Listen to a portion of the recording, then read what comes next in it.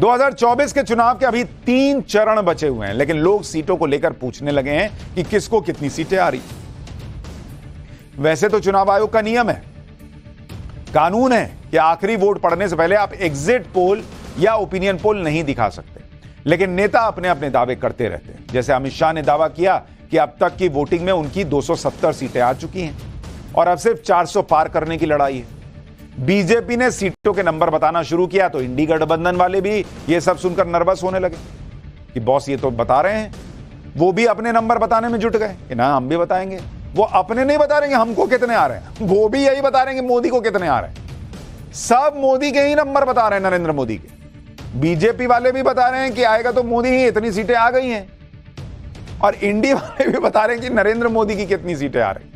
लेकिन इस चक्कर में इंडी गठबंधन ने एक बड़ी गलती कर दी, क्योंकि इंडी गठबंधन में जिसका जो मन आ रहा है वो नंबर बोले चला जा रहा है। जैसे आज अखिलेश यादव ने एक बड़ा दावा कर दिया कि इस बार बीजेपी को 140 सीट आएगी। अखिलेश यादव की आज कांग्रेस अध्यक्ष मल्लिकार्जुन खड़गे के साथ लखनऊ में ज्वाइंट पीसी थी। इसी प्रेस कॉन्फ्रेंस में अखिलेश यादव ने बीजेपी की सीटों को लेकर जो कहा वो एक बार सुनिए, फिर आपको बताऊंगा कि इंडी गठबंधन के बाकी नेता बीजेपी को, नरेंद्र मोदी को कितनी सीटें दे रहे हैं और उसमें क्या कांड कर दे रहे हैं। जो अपनी बात, मन की बात कह रहे हैं, उसको इस बार जनता, जो भारतीय जनता पार्टी गैंग है, उसको 140 करोड़ की जनता 140 सीटों पर रोक देगी। और अब मन की बात कोई नहीं सुनना चाहता, सब संविधान की बात सुनना चाहते हैं। जब से अमित शाह ने फेज वाइज सीटें बतानी शुरू की, तब से इंडी गठबंधन में खलबली मच गई। और अब जब आधे से ज्यादा चुनाव निकल चुका है तो इंडी गठबंधन ने भी अपना एग्जिट पोल बताना शुरू कर दिया। कौन नेता नरेंद्र मोदी को कितनी सीटें दे रहा है मैं आपको दिखाता हूं, आपको खुद समझ में आएगा इन्होंने क्या कांड किया है। जरा आप तस्वीर देखिए कि इंडी गठबंधन नरेंद्र मोदी को कितनी सीटें दे रहा है। नरेंद्र मोदी की सीट इस चुनाव में कितनी आएगी, अब जरा सुनिए कौन कितना दे रहा है। जैसे अगर आप देखें अखिलेश यादव, इन्होंने अभी अभी आपको बताया कि नरेंद्र मोदी को 140 सीट आने जा रही है, 140। अब देखिए ममता बनर्जी कह रही हैं कि नरेंद्र मोदी को 190 सीट आने जा रही है। तो 50 सीट तो ममता बनर्जी ही बढ़ा दी भाई। अब सुनिए प्रियंका वाड्रा, इनकी भविष्यवाणी है कि नरेंद्र मोदी को 200 सीट आ रही है, 10 प्रियंका वाड्रा ने बढ़ा दिया। अब सुनिए राहुल गांधी जी, राहुल गांधी कह रहे हैं कि 150 सीट आएगी, इन्होंने 50 खींच के निकाल दिया। और सुनिए तेजस्वी यादव कितनी सीट नरेंद्र मोदी को दे रहे हैं, तेजस्वी यादव कह रहे हैं 100 आएगी, इन्होंने 50 और खींच दिया। उसके बाद संजय राउत को सुनिए, राउत जो है संजय राउत ये दे रहे हैं 200 सीट, तो इन्होंने 200 दे दिया, 100 से सीधा 200 कर दिया। केजरीवाल ने कहा है कि 220 सीट आएगी। अब आप ये तस्वीर देख लीजिए, ये तो इंडी गठबंधन का हाल है। ये लोग नरेंद्र मोदी की कितनी सीटें आएंगी इसका एक नंबर नहीं दे पा रहे। जिसका मन आ रहा है 140, 190, 200, 150, कोई 100 कह दिया, कोई 220 कह दिया, कोई 200 कह दिया। तो समझ जाइए कितनी ईमानदारी से ये लोग जो है सीटें बता रहे होंगे। गठबंधन में एक दूसरे को कम से कम बता दो दें कि ये नंबर फाइनल कर लेते हैं, हम लोग सब यही बोलेंगे। अब इसी तरह से मोदी की सीटों के नंबर कुछ सो कॉल्ड एक्सपर्ट्स भी बता रहे हैं, जिनमें एक नाम योगेंद्र यादव का है। इन भाई साहब का भी सुनिए, योगेंद्र यादव, इनका तो आपको बताया ही नहीं। योगेंद्र यादव इन्होंने कितना दिया है, इन्होंने बीजेपी को दिया है 233 और एनडीए को शायद 260 के करीब दे रहे हैं। अब आप देख लीजिए, इनके एक्सपर्ट भैया दे रहे हैं 233, तो 100 से लेके 233 तक। हम लोग एग्जिट पोल दिखाते हैं plus minus 10 seat, plus minus 15 seat ऐसा रखते हैं। इनका है प्लस माइनस 150 सीट। इन लोगों का पहले का ट्रैक रिकॉर्ड क्या है आपको वो भी दिखाऊंगा, तो भी आपको पता चल जाएगा कि इनकी प्रिडिक्शन कितनी सही है या कितनी गलत होते रहे। लेकिन एक बार आप खुद ही सोचिए कि एक नेता या जो एक्सपर्ट सीटों के अलग अलग नंबर बता रहे हैं, इन नंबर्स में भी कितना अंतर, इनके दावे भी अलग अलग हैं। अरे बॉस, सभी लोग मिलकर एक फाइनल नंबर तय कर लेते, हर जगह बोलते कि नरेंद्र मोदी को इतनी आ रही, लेकिन ये लोग नरेंद्र मोदी की सीट पर भी सहमत नहीं हो पाए, अब बनाए हैं गठबंधन। उधर अमित शाह बड़ा दावा कर रहे हैं कि पीएम मोदी 4 चरण में 270 पार जा चुके हैं। अमित शाह का वो बयान सुनिए, फिर आपको ये जो महानुभाव लोग हैं, इनका पूरा इकोसिस्टम जो प्रिडिक्शन करता रहा है, उसका ट्रैक रिकॉर्ड क्या है, क्या हिसाब रहा है इनका पहले, वो भी दिखाऊंगा। 4 चरण पूरे हो गए हैं, 380 सीटों का चुनाव पूरा हो गया है। बंगाल में 18 सीटों का चुनाव पूरा हो गया है। आज मैं बताकर जाता हूं कि 380 सीट में मोदी जी 270 सीट लेकर पूर्ण बहुमत प्राप्त कर चुके हैं। लेकिन इस तरह से कोई एक सटीक नंबर इंडी गठबंधन नहीं बता पा रहा, जैसे अमित शाह बता रहे। जितने मुंह उतनी बातें इनकी चल रही, लेकिन इनकी बातों पर भी कोई यकीन क्यों करे जब इनका पुराना ट्रैक रिकॉर्ड ही बेकार है। ये जो दावे करते रहे हैं वो सारे गलत ही साबित हुए हैं ज्यादातर। जैसे अगर आप देखें, जो ममता बनर्जी इस बार बीजेपी को 190 सीटें दे रही हैं, वही ममता बनर्जी 2019 में बीजेपी को 100 से 150 सीट दे रही हैं।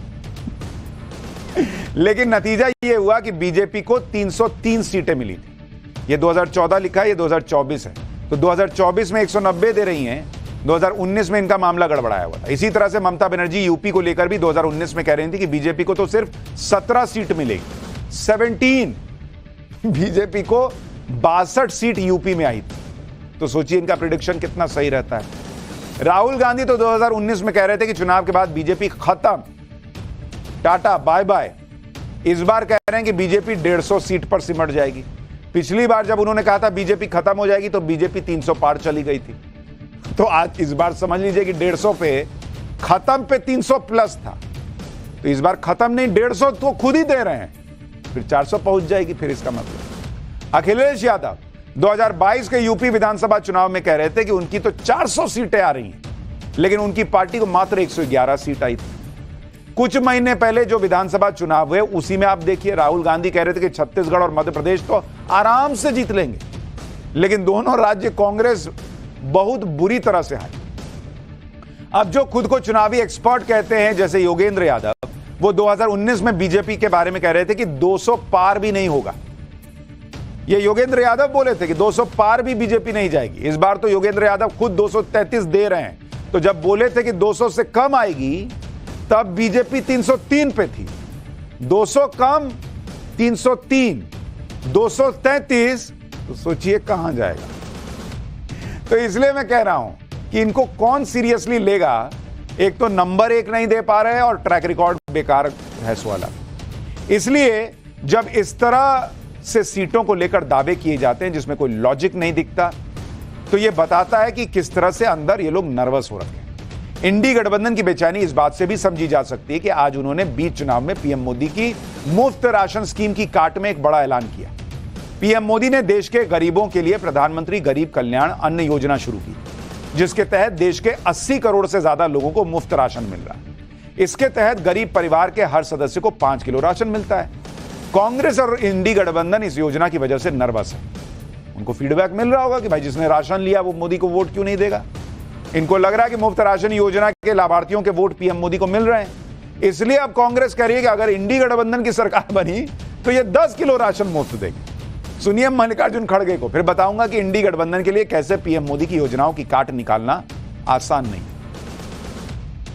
मैंने 80 करोड़ लोगों को मुफ्त खाना दिया, 5 केजी देके। अरे भाई, फूड सिक्योरिटी एक्ट तो हमने लाया, कोई भी उस एक्ट के तहत कोर्ट जा सकता है अगर स्टॉप करे। तुमने तो कुछ भी नहीं किया, लेकिन मैं इतने 80 करोड़ लोगों को खाना, आप 5 किलो दे रहे ना। हम गठबंधन की सरकार अगर आएगी हम 10 केजी देंगे, 10 केजी। पहले का जो भी है वो तो है, लेकिन 10 केजी हम देंगे। मल्लिकार्जुन खड़गे के बयान में खुद ही कॉन्फिडेंस नहीं है। कह रहे हैं अगर गठबंधन की सरकार आएगी तो 10 किलो देंगे। अरे खखर के बोलिए, खुल के बोलिए, हमारी आ रही है सरकार और हम 10 किलो देंगे। खुद ही अगर मगर लगा दे रहे हैं। लेकिन पीएम मोदी सिर्फ मुफ्त राशन योजना ही नहीं चला रहा, कई योजनाएं चला रहे हैं भाई, जिसका सीधा फायदा जनता को मिल रहा है। और जितना बड़ा लाभार्थी वर्ग तैयार हुआ है उसकी काट निकाल पाना इंडी गठबंधन के लिए आसान नहीं है। जैसे अगर आप देखें पीएम आवास योजना, इसके 3 करोड़ लाभार्थी हैं। अब जिन 3 करोड़ लोगों को घर मिला, लोग पूछते हैं क्या वो नरेंद्र मोदी को वोट नहीं देगा? पीएम किसान सम्मान निधि 11 करोड़ लाभार्थियों के अकाउंट में पैसा दिया। वो कैसे भूल जाएगा कि मेरे फोन में घनघनाया था कि नरेंद्र मोदी ने पैसा भेजा है? गरीबों के लिए शौचालय 11 करोड़ लाभार्थी, वो महिलाएं कैसे भूल जाएंगी नरेंद्र मोदी का नाम और चेहरा, जिनको अब कभी भी किसी भी वक्त शौच जाना हो तो सोचना नहीं पड़ता, वरना पहले अंधेरे का इंतजार करना पड़ता था। लोग पूछते हैं ये कैसे हो सकता है? गरीबों के लिए सिलेंडर 10 करोड़ 35 लाख लाभार्थी, हर घर नल से ज्यादा न हर घर नल 12 करोड़ से ज्यादा लाभार्थी, 300 योजनाओं में डायरेक्ट बेनिफिट ट्रांसफर हुआ है और अब तक 29 लाख करोड़ रुपया ट्रांसफर हुआ है लोगों के डायरेक्ट अकाउंट में। स्ट्रीट वेंडर्स के लिए जो स्कीम है उसमें 70 लाख कर्ज बांटे गए हैं और 53 लाख से ज्यादा लाभार्थी हैं। ये गरीब आदमी है ना है बॉस, इसके लिए कोई खाली हाल भी पूछ ले कि पानी पियोगे जी, उतने में इसका मन जो है वो गदगद हो जाता है। और इसको शौचालय मिल रहा है, घर मिल रहा है, इसको रोजगार मिल रहा है, इसको लोन मिल रहा है, सिलेंडर मिल रहा है, और वो जो है देने वाले को भूल जाएगा। ये कैसे संभव है? ये लोग पूछ रहे हैं और बताते हैं भाई। हर बार इलेक्शन के बाद यही तो एनालिसिस होता है कि नरेंद्र मोदी ने लाभार्थी वोटर तैयार कर दिया है, वोटर का एक नया वर्ग। 4 चरण के चुनाव को लेकर इंडी गठबंधन मोदी की सीटों के नंबर बता रही है, लेकिन नरेंद्र मोदी अपने नंबर को लेकर कॉन्फिडेंट है। प्रधानमंत्री अगले चरणों के लिए मेहनत करने में जुटे हैं। आज उन्होंने महाराष्ट्र में ताबड़तोड़ रैलियां की, रोड शो किए। पीएम मोदी की आज नासिक और कल्याण में रैली हुई और उसके बाद उनका मुंबई में रोड शो हुआ। पीएम मोदी के रोड शो में भारी भीड़ थी। महाराष्ट्र के CM Eknath Shinde, deputy CM Devendra Fadnavis भी रोड शो में थे। रोड शो शुरू करने से पहले प्रधानमंत्री मोदी ने छत्रपति शिवाजी महाराज का आशीर्वाद लिया और उनकी मूर्ति पर फूल चढ़ा। पीएम मोदी के रोड शो को लेकर बच्चों में भी गजब का उत्साह था। पीएम के रोड शो को लेकर बच्चों के क्रेज पर मुंबई से हमारी सहयोगी की एक रिपोर्ट देखिए, फिर बताऊंगा कि 4 चरण के चुनावों के नतीजों को लेकर पीएम मोदी ने इंडी गठबंधन पर क्या भविष्यवाणी कर दी।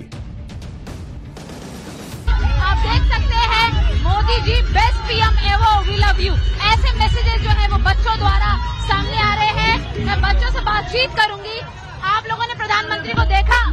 हाँ देखा। कैसा लगा? बहुत अच्छा लगा। क्या अच्छा लगा मोदी जी के बारे में?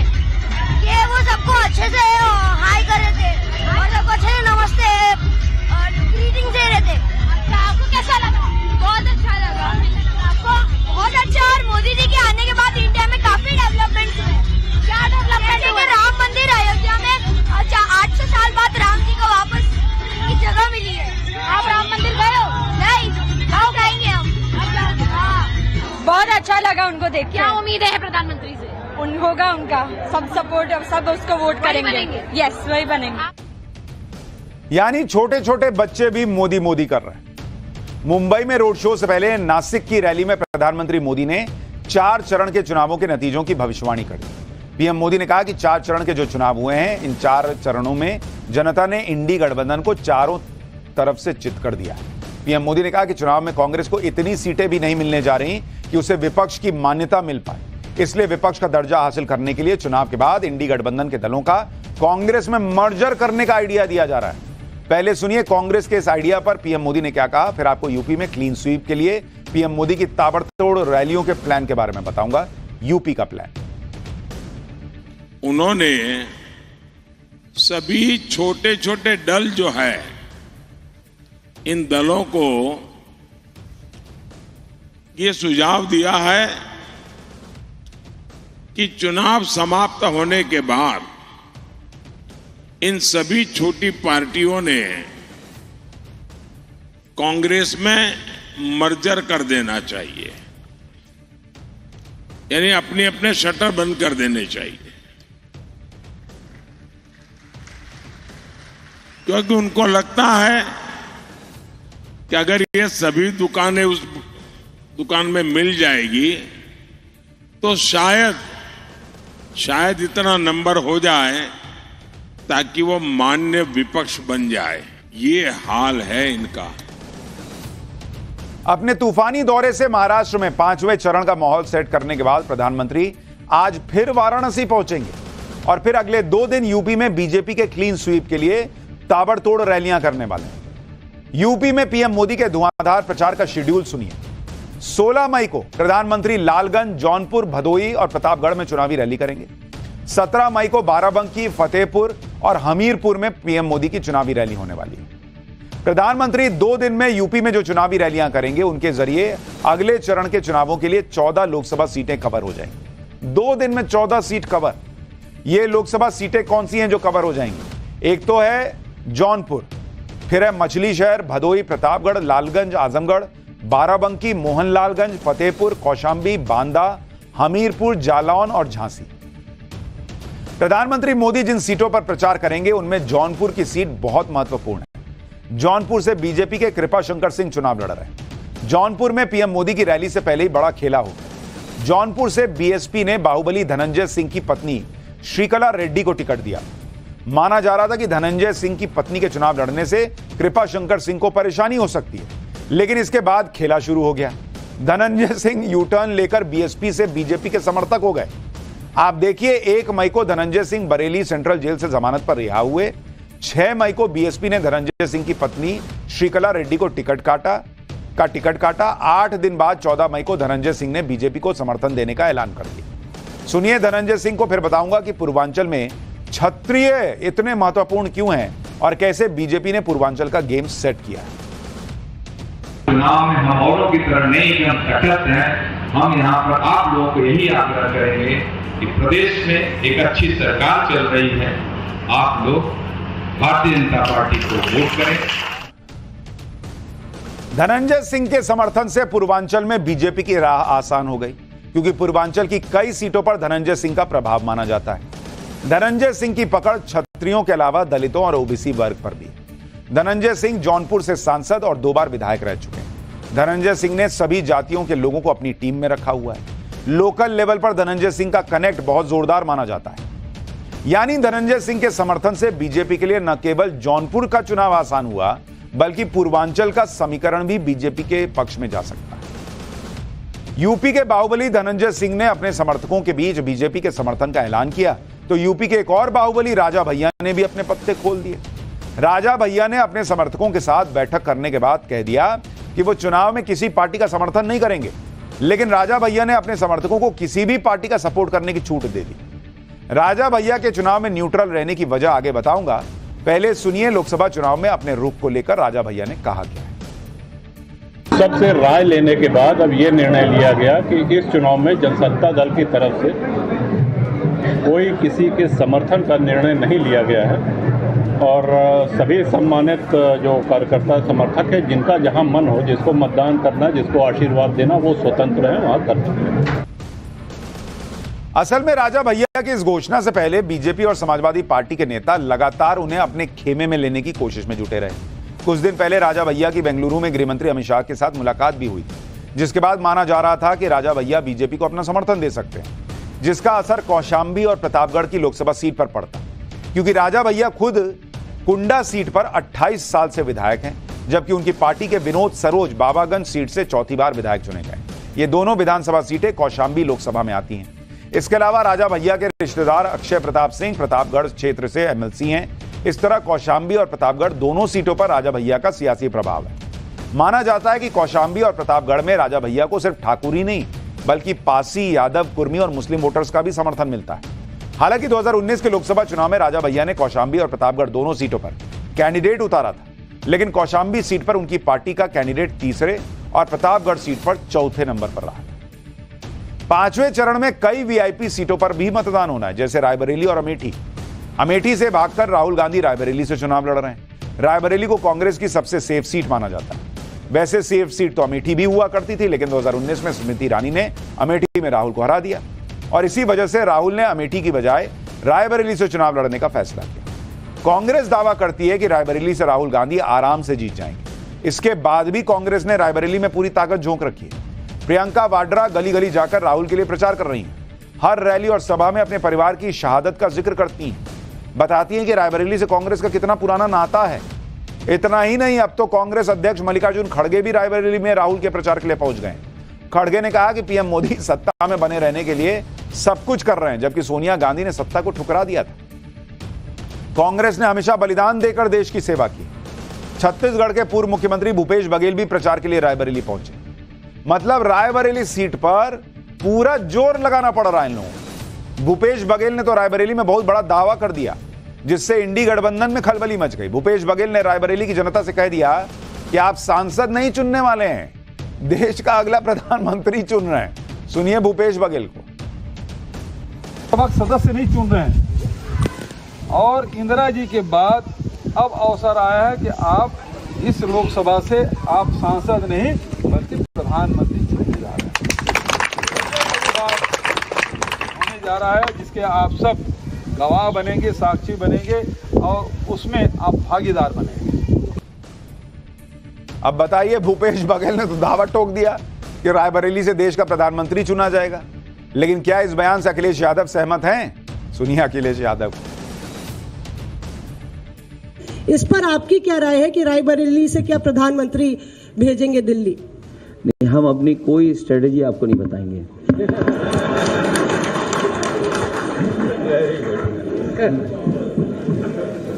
भाई किस बूथ पे बीजेपी हारी हम क्यों बता दें इनको? नहीं, मैं राहुल गांधी पर सवाल उसमें भी कोई नहीं बताइए, हमारा स्ट्रेटेजी का पार्ट है। अखिलेश यादव की स्ट्रेटेजी है कि हम नहीं बताएंगे कि रायबरेली से प्राइम मिनिस्टर चुना जा रहा है कि नहीं, और वहां भूपेश बघेल खड़े होकर पब्लिक को खुले में बता रहे हैं कि आप सांसद नहीं, आप प्रधानमंत्री चुनने जा रहे हैं। ये है इनकी स्ट्रेटेजी।